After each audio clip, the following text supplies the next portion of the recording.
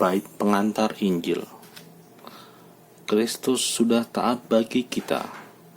Ia taat sampai mati, bahkan sampai mati di salib.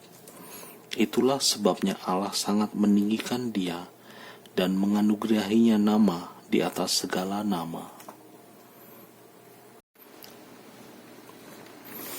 Inilah kisah sengsara Tuhan kita Yesus Kristus menurut Yohanes. Seusai perjamuan Paskah, keluarlah Yesus dari ruang perjamuan bersama dengan murid-muridnya, dan mereka pergi ke seberang sungai Kidron. Di situ ada suatu taman. Yesus masuk ke taman itu bersama dengan murid-muridnya. Yudas yang mengkhianati Yesus tahu juga tempat itu, karena Yesus sering berkumpul di situ dengan murid-muridnya. Maka datanglah juga Yudas ke situ bersama sepasukan prajurit dan penjaga-penjaga bait Allah yang disuruh oleh imam-imam kepala dan orang-orang Farisi. Mereka datang lengkap dengan lentera, sulu, dan senjata. Yesus tahu semua yang akan menimpa dirinya, maka ia maju ke depan dan berkata kepada mereka, "Siapakah yang kamu cari?" Jawab mereka, "Yesus dari Nazaret." Kata Yesus kepada mereka, "Akulah Dia." Yudas yang mengkhianati Yesus berdiri juga di situ bersama-sama dengan mereka. Ketika Yesus berkata kepada mereka, "Akulah Dia," mundurlah mereka dan jatuh ke tanah. Maka Yesus bertanya pula, "Siapakah yang kamu cari?" Jawab mereka, "Yesus dari Nazaret." Jawab Yesus, "Telah kukatakan kepadamu, akulah Dia. Jika aku yang kamu cari, biarlah mereka ini pergi." Demikianlah terjadi supaya genaplah firman yang telah dikatakannya, "Dari mereka yang engkau serahkan kepadaku, tidak seorang pun yang kubiarkan hilang." Lalu Simon Petrus membawa pedang, menghunus pedang itu dan menetapkannya kepada hamba imam agung dan memutuskan telinga kanannya. Nama hamba itu Malkus. Kata Yesus kepada Petrus, "Sarungkanlah pedangmu itu. Bukankah aku harus minum cawan yang diberikan Bapa kepadaku?" Maka para prajurit serta perwiranya dan penjaga-penjaga yang disuruh orang Yahudi itu menangkap Yesus dan membelenggu Dia. Lalu mereka membawa Yesus mula-mula kepada Hanas, karena Hanas adalah mertua Kayafas yang pada tahun itu menjadi imam agung, dan Kayafaslah yang telah menasihatkan kepada orang-orang Yahudi adalah lebih berguna jika satu orang mati untuk seluruh bangsa. Simon Petrus dan seorang murid lain mengikuti Yesus. Murid itu mengenal imam agung, dan ia masuk ke halaman istana imam agung itu. Tapi Petrus tinggal di luar dekat pintu. Maka murid lain tadi yang mengenal imam agung kembali keluar, bercakap-cakap dengan perempuan penjaga pintu, lalu membawa Petrus masuk. Maka kata perempuan penjaga pintu itu kepada Petrus, "Bukankah engkau juga murid orang itu?" Jawab Petrus, "Bukan." Sementara itu hamba-hamba dan para penjaga bait Allah telah memasang api arang, sebab hawanya dingin waktu itu, dan mereka berdiri berdiam di situ. Petrus pun berdiri berdiam bersama-sama dengan mereka.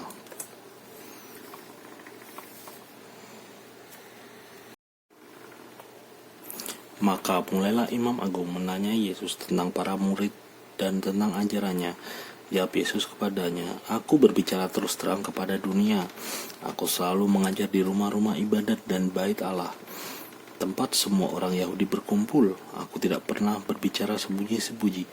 Mengapakah engkau menanyai aku? Tanyailah mereka yang telah mendengar apa yang kukatakan kepada mereka. Sungguh mereka tahu apa yang telah kukatakan." Ketika Yesus berkata demikian, seorang penjaga yang berdiri di situ menampar muka Yesus sambil berkata, "Begitukah jawabmu kepada imam agung?" Jawab Yesus kepadanya, "Jikalau kataku itu salah, tunjukkanlah salahnya. Tapi jikalau benar, mengapakah engkau menampar aku?" Lalu Hanas mengirim Yesus terbelenggu kepada Kayafas imam agung. Simon Petrus masih berdiam. Kata orang-orang di situ kepadanya, "Bukankah engkau juga seorang murid Yesus?" Petrus menyangkal katanya, "Bukan." Salah seorang hamba imam agung, keluarga dari hamba yang telinganya dipotong, Petrus berkata kepadanya, "Bukankah engkau kulihat di taman itu bersama-sama dengan Yesus?" Maka Petrus menyangka lagi, dan ketika itu berkokoklah ayam. Keesokan harinya mereka membawa Yesus dari istana Kayafas di gedung pengadilan. Ketika itu hari masih pagi. Mereka sendiri tidak masuk ke gedung pengadilan itu supaya jangan menajiskan diri, sebab mereka hendak makan Paskah. Sebab Pilatus keluar mendapatkan mereka dan berkata, "Apakah tuduhanmu terhadap orang ini?" Jawab mereka kepadanya, "Jikalau ia bukan penjahat, kami tidak menyerahkannya kepadamu." Kata Pilatus kepada mereka, "Ambillah dia dan hakimilah dia menurut hukum Tauratmu." Kata orang-orang Yahudi itu, "Kami tidak mau diperbolehkan membunuh seseorang." Demikianlah terjadi supaya genaplah firman Yesus yang dikatakannya untuk menyatakan bagaimana ia akan mati. Maka kembalilah Pilatus ke dalam gedung pengadilan, lalu memanggil Yesus dan bertanya kepadanya, "Engkau inikah raja orang Yahudi?" Jawab Yesus, "Dari hatimu sendirilah engkau katakan hal itu, atau adakah orang lain mengatakan kepadamu tentang aku?" Kata Pilatus, "Orang Yahudikah aku? Bangsamu sendiri dan imam-imam kepala telah menyerahkan engkau kepadaku. Apakah yang telah engkau perbuat?" Jawab Yesus, "Kerajaanku bukan dari dunia ini. Jika kerajaanku dari dunia ini, pasti hamba-hambaku sudah melawan, supaya aku jangan diserahkan kepada orang Yahudi. Akan tetapi kerajaanku bukan dari sini." Maka kata Pilatus kepadanya, "Jadi engkau adalah raja?" Jawab Yesus, "Seperti yang kukatakan, aku adalah raja. Untuk itulah aku lahir, dan untuk itulah aku datang ke dunia ini, yakni untuk memberi kesaksian tentang kebenaran. Setiap orang yang berasal dari kebenaran mendengarkan suaraku." Kata Pilatus kepadanya, "Apakah kebenaran itu?" Sudah mengatakan demikian, Pilatus keluar lagi dan mendapatkan orang-orang Yahudi dan berkata kepada mereka, "Aku tidak mendapati kesalahan apapun padanya. Tetapi padamu ada kebiasaan bahwa pada hari raya Paskah aku membebaskan seorang bagimu. Maukah kamu supaya aku membebaskan raja orang Yahudi ini bagimu?" Mereka pun berteriak, "Jangan dia, melainkan Barabas." Barabas adalah seorang penyamun. Lalu Pilatus mengambil Yesus dan menyuruh orang menyesah dia. Prajurit-prajurit menganyam sebuah mahkota duri dan menaruhnya di atas kepala Yesus. Mereka mengenakan jubah ungu padanya, dan sambil maju ke depan mereka berkata, "Salam, hai Raja orang Yahudi." Lalu mereka menampar wajah Yesus. Pilatus keluar lagi dan berkata kepada orang-orang Yahudi, "Lihatlah, aku bawa dia keluar kepada kamu, supaya kamu tahu bahwa aku tidak mendapati kesalahan apapun padanya." Lalu Yesus keluar bermahkotakan duri dan berjubah ungu. Maka kata Pilatus kepada mereka, "Lihatlah manusia ini." Ketika para imam kepala penjaga-penjaga itu melihat Yesus, berteriaklah mereka, "Salibkanlah dia, salibkanlah dia."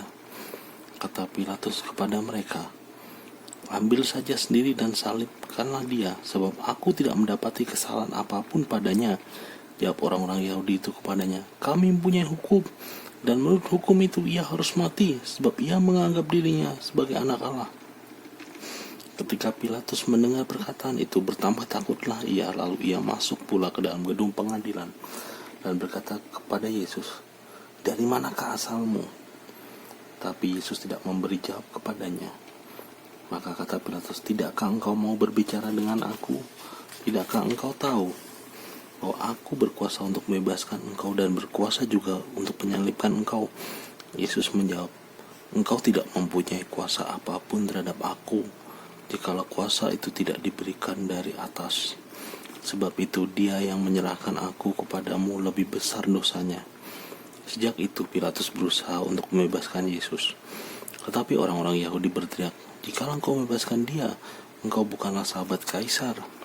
Setiap orang yang menganggap diri raja melawan Kaisar.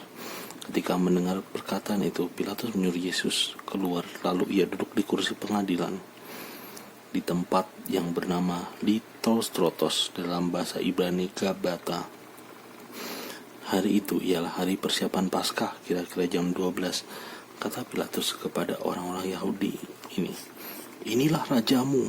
Maka berteriaklah mereka, nyakakanlah dia, salibkanlah dia." Kata Pilatus kepada mereka, "Haruskah aku menyalibkan rajamu?" Jawab imam-imam kepala, "Kami tidak mempunyai raja selain Kaisar." Akhirnya Pilatus menyerahkan Yesus kepada mereka untuk disalibkan, dan mereka menerima Yesus. Sambil memikul salibnya, Yesus dibawa ke luar kota, ke tempat yang bernama Tengkorak, dalam bahasa Ibrani Golgota. Di situ Yesus disalibkan, dan bersama dengan dia disalibkan juga dua orang lain, sebelah menyebelah. Yesus di tengah-tengah. Pilatus menyuruh masang juga tulisan di atas kayu itu.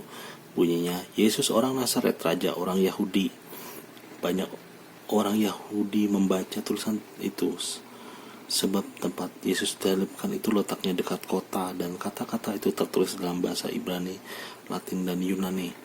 Maka kata imam-imam kepala kepada Pilatus, "Jangan kau menulis Raja orang Yahudi." Tetapi ia mengatakan, "Aku adalah orang Yahudi." Jawab Pilatus, "Apa yang kutulis tetap tertulis."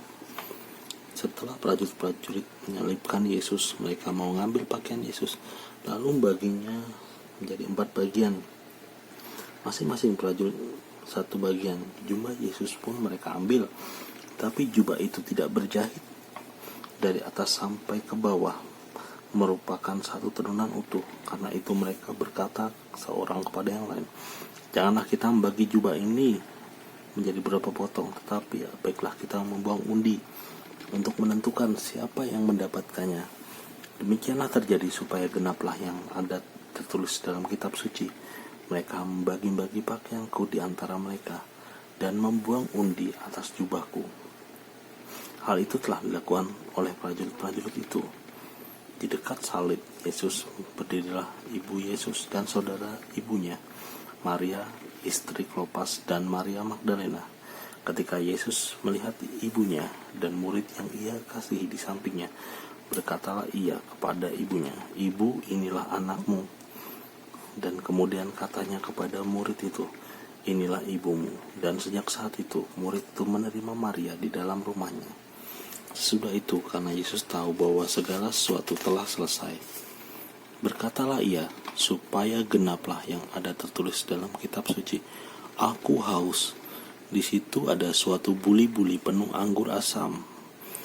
Maka mereka mencucukkan bunga karang pada sebatang hisop, mencelupkannya dalam anggur asam itu, lalu mengunjukkannya ke mulut Yesus. Sudah meminum anggur asam itu, berkatalah Yesus, "Sudahlah selesai."